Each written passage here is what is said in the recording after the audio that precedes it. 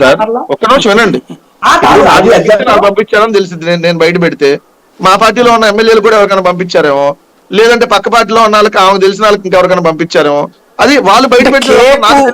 Cake దౌత్యం ఏమన్నా జరిగిందేమో అని sir, cake దౌత్యం ఏమన్నా జరిగిందేమో, క్రిస్మస్ దౌత్యం కేక్ పంపించడం ద్వారా పంపించినటువంటి విషయం కూడా ఒక్క నిమిషం సార్, పంపించినటువంటి విషయం వాళ్ళు బయట పెట్టడం వల్ల తెలిసినటువంటి అంశం. అంటే ఏంది, దాన్ని రాజకీయంగా వైఎస్ఆర్ కాంగ్రెస్ పార్టీ మీద ఒక మైండ్ గేమ్ లాగా వాడుకోవాలనేది తెలుగుదేశం వ్యూహం. ఇప్పుడు నిజంగా ఆయనకి ఇప్పుడు నాకెవరో వేరే వాళ్ళు చెప్పిన సమాచారం ప్రకారం పోయిన ఏడాది కూడా పంపించిందని చెప్పారు. నాకు నిజం అవ్వచ్చు, అవ్వకపోవచ్చు. సో గతేడాది కూడా రాధాకృష్ణకి వీళ్ళందరికి కూడా పంపించారు, లోకేష్ కూడా గతేడాది కూడా పంపించారు, వైఎస్ఆర్ టీవీ పెట్టినప్పటి నుంచి పంపిస్తా ఉన్నారని చెప్పారు.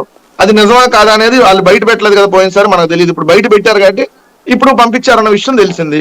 అది కూడా ఎందుకు, వైఎస్ఆర్ కాంగ్రెస్ పార్టీకి ఒక కార్యకర్త అనుకోండి, ఎవరన్నా ఒక ఊర్లో పనిచేసిన కార్యకర్త వైఎస్ఆర్ సిపిని వదిలేసి వెళ్ళిపోయాడు అనుకోండి, అక్కడ ఉన్నటువంటి లోకల్ నాయకత్వం ఇబ్బంది వల్ల, లేకపోతే అతను ఏమైనా ఎక్స్పెక్ట్ చేస్తూ వెళ్ళిపోతే వైఎస్ఆర్ కాంగ్రెస్ పార్టీకి ఏదో అయిపోతుంది. లేదు, ప్రశాంత్ కిషోర్ మొన్నటిదాకా మాకు వ్యూహకర్తగా పనిచేశాడు కాబట్టి అప్పుడు ఆ బీహార్ డెకాయిట్ వాళ్ళ భాషలో, నేనైతే అది అంటలేదు సార్. ప్రశాంత్ కిషోర్ మంచి వ్యూహకర్త, ఇప్పుడైనా అప్పుడైనా ఒక వ్యూహకర్తగా అతను చాలా రాష్ట్రాల్లో సక్సెస్ రేట్ ఉంది. అతను 2019 తర్వాత ఆయన సొంతంగా బీహార్ లో వెళ్ళిపోయి ఆయన సొంత రాష్ట్రంలో ఆయన పార్టీ ఏదో కొత్తగా పెట్టి ఆయన పాదయాత్ర చేసుకున్నాడు. ఆయన నేను ఎక్కడ ఎన్నికల దీంట్లో పని చేయట్లేదని చెప్పాడు. వాళ్ళు ఇప్పుడు వెళ్ళి తెలుగుదేశం పార్టీని వాళ్ళు కలిస్తే జగన్మోహన్ రెడ్డి గారి పని అయిపోతుందంట. వైఎస్ఆర్ కాంగ్రెస్ పార్టీలో ఒక ఎంపీ వెళ్ళిపోతే జగన్మోహన్ రెడ్డి గారి పని అయిపోతుందట.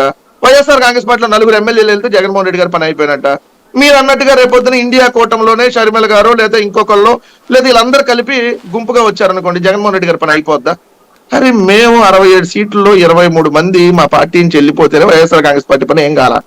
జగన్మోహన్ రెడ్డి గారి కుటుంబంలో బలమైనటువంటి వ్యక్తిగా ఉన్నటువంటి రాజశేఖర్ రెడ్డి గారి తర్వాత అత్యంత బలంగా ఉన్నటువంటి వివేకానంద రెడ్డి గారినే జగన్మోహన్ రెడ్డి గారి పైన అక్కడ పోటీకి అట్లా నిలబెట్టినటువంటి సందర్భాల్లోనే ఏం కాలేదు సార్. వైఎస్ఆర్ కాంగ్రెస్ పార్టీకి జగన్మోహన్ రెడ్డి గారికి 5 లక్షల మెజార్టీ వచ్చింది ఎంపీకి.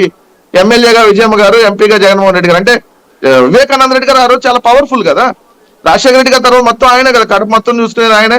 రాజశేఖర రెడ్డి గారి తర్వాత అత్యంత కీలకమైన వ్యక్తి, అందరితో సత్సంబంధాలు ఉన్నటువంటి వ్యక్తి. ఆయనే కాంగ్రెస్ పార్టీ ప్రయోగించింది జగన్మోహన్ రెడ్డి గారి మీద. ఏమైంది, ఏం కాదు. తర్వాత మమ్మల్ని దెబ్బ కొట్టడానికి 23 మంది ఎమ్మెల్యేలు తీసుకొని మా మీద మైండ్ గేమ్ ఆడారు. ఏమైంది, జగన్మోహన్ రెడ్డి గారు ప్రజల్లో తిరిగాడు, 151 సీట్లు వచ్చినాయి.